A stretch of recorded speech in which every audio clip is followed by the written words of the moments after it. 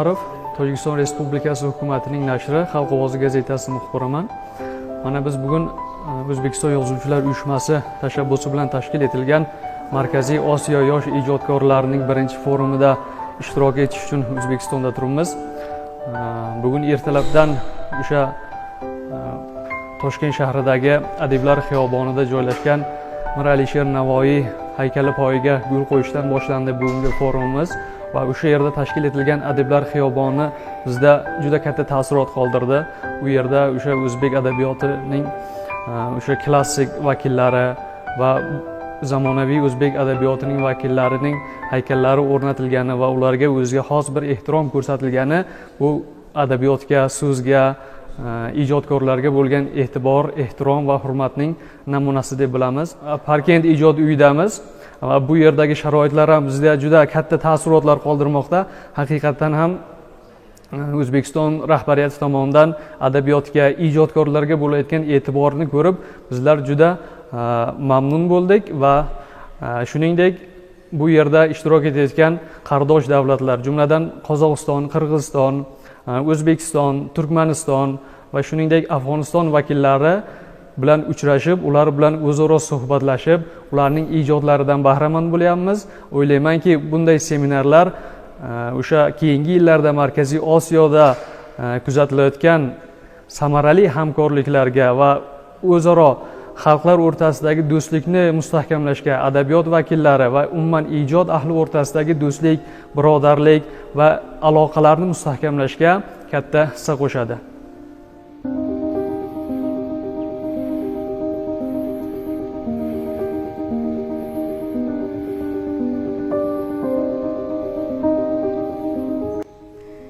Avvalambor assalomu alaykum.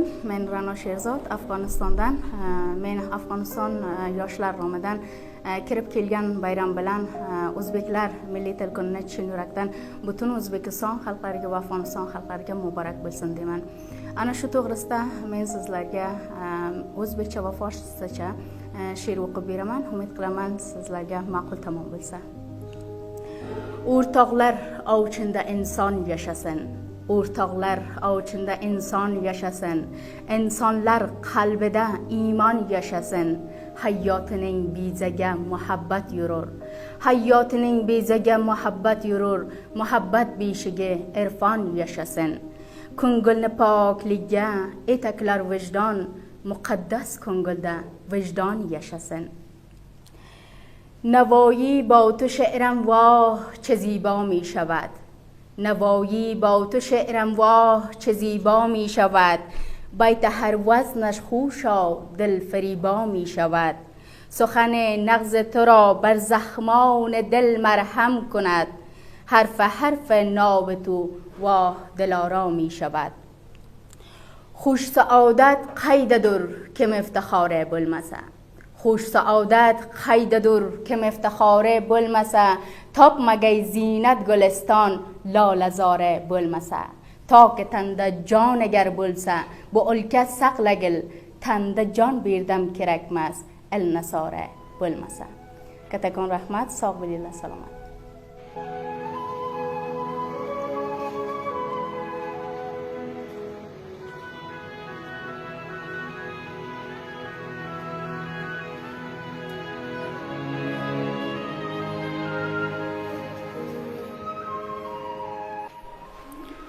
Men Ravshanbek Ubayev, Qozog'iston Respublikasi Turkiston viloyati Sayram tumanidan tashrif buyurdim.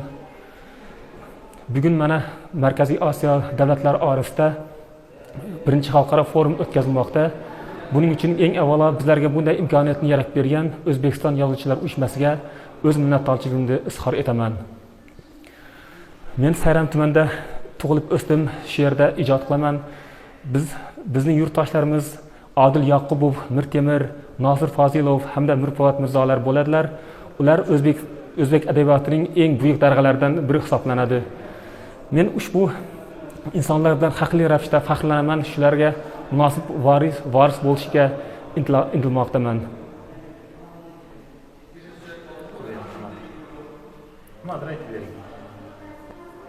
Mana bugun bu yerga kirib juda ko'pgina do'stlar orttirdim, ko'pgina insonlar bilan tanishdim. Sirojiddin Sayyid, uning o'rinbosari Botirjon aka Ergashevlar bilan bir davrada turib suhbatlashib tanishning o'zi boshqacha bo'lar ekan. O'zbekiston Yozuvchilar uyushmasidan boshlab Adiblar xiyobonini aylandik. U yerga borib Alisher Navoiy poyiga gulchambarlar qo'ydik. Barchasi uchun minnatdorman, juda ham xursandman. O'zim publitsistika bilan ko'proq hamda she'rlar bilan shug'ullanib turaman. Hozir o'zimning ijodimdan bittasini aytib beraman.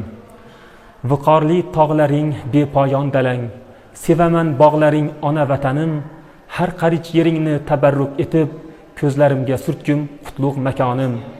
Bepoyon bag'ringda yayraydi tanim, nurlar ichra hursan go'zal bo'stonim, sensan baxtu taxtim cheksiz boyligim, qo'llarimda tutgan buyuk imkonim.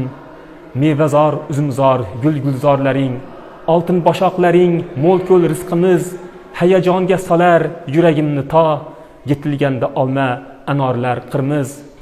Xush havo bag'ringda yayraydi tanim, ixlosim ortadi hayotga yana, go'zallik barq urib ko'nglimda o'sar, kumush buloqlaring ichganda qona.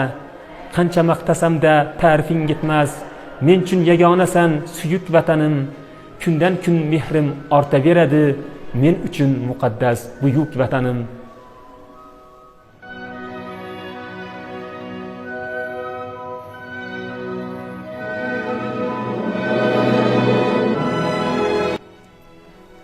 Birinchidan assalomu alaykum va rahmatullohi va barakatuh. Men Shkiba Samadiy Afg'oniston fuqarolar o'qitish ta'lim markazi 4-kurs talabasiman.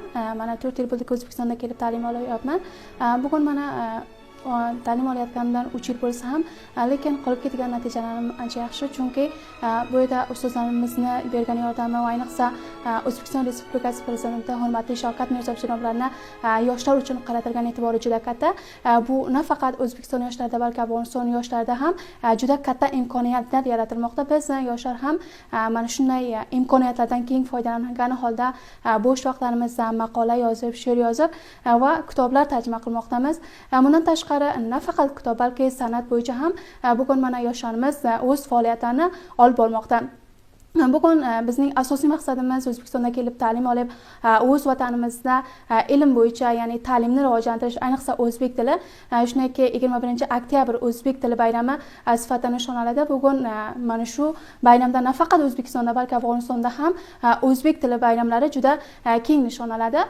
Bizlar mana bugun kelib O'zbekiston yoshlariga bugun boshqa mamlakatlarda, nafaqat Afg'oniston, balki Qozog'iston, Tojikiston va shunday boshqa mamlakatlardan ham bugun keldi, yoshlar bilan birga suhbatlashdik. Mana bugun yoshlar orasida bo'layotgan forma bizga juda yoqayapti va men o'ylaymanki, mana shunday ijodlar, mana shunday fursatlar yoshlar uchun yana ham keng bo'lsa, keng shaklda olib borilsa va yana ham mana shu O'zbekiston bilan Afg'oniston orasidagi bo'lgan munosabatlar va undagi yoshlarga qaratilgan e'tiborlarni biz o'ylaymizki, kelajakda bizga yaxshi natijalar olib keladi va yana ham mana shu o'zbek tilini rivojlantirish uchun va ayniqsa yoshlarga qaratilgan e'tibor uchun men O'zbekiston Respublikasi Prezidenti hurmatli Shavkat Mirziyoyevga alohida Afg'oniston xalqi tomonidan o'z minnatdorligimni bildiraman. Rahmat.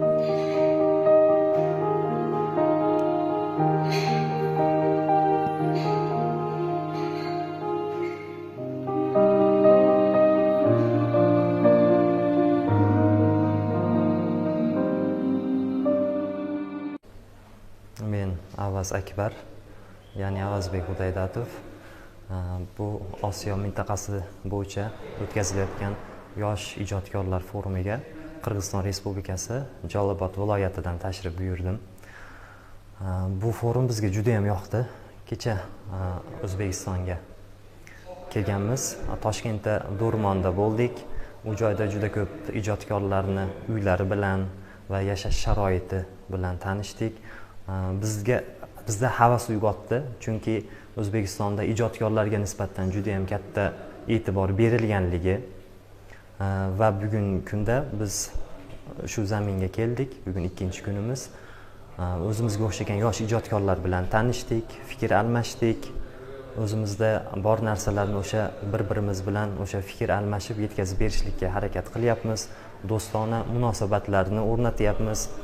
Inshaalloh hammamiz o'zimiz vatanimizga borganimizda bu tanishgan ijodkorlarni o'sha asarlaridan, ijodlaridan o'zimizni vatandoshlarga ham yetkazishga harakat qilamiz.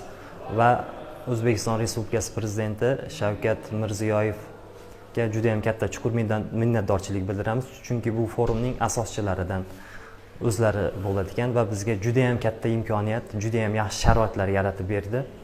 Rahmat barchasi uchun. Kelgusida endi bunday forumlarda qatnashishimiz va bunday sharoitlarni ko'rishligimiz bizga juda ham katta dalda berdi. Chunki bunday narsalar har bir ijodkorni ruhini tetiklattiradi. Yana ham haligi ilm darajasini oshiradi, fikrlash darajasini kengaytiradi. Shunday forumlar O'zbekistonda, umuman O'rta Osiyo mintaqasida turkiy olam, turkiy til elatlar davrasida ko'p bo'lishiga tilakdoshimiz. Bu forumimiz cheklanib qolmasin, tugab qolmasin, davomiy bo'lsin. Bizga o'xshagan yosh ijodkorlar kelib o'zini fikr munosabatini bildirsin. Ijodkorlar bir-birini ijodlaridan bahramand bo'lsin. Bugungi kunda internet rivojlandi deydi, lekin ko'pini tanimardik. Mana keldik, ijodlardan bahramand bo'ldik. Biz ham ularning ijodlarini berishlikka harakat qildik. Umuman olganda zo'r taassurotlar.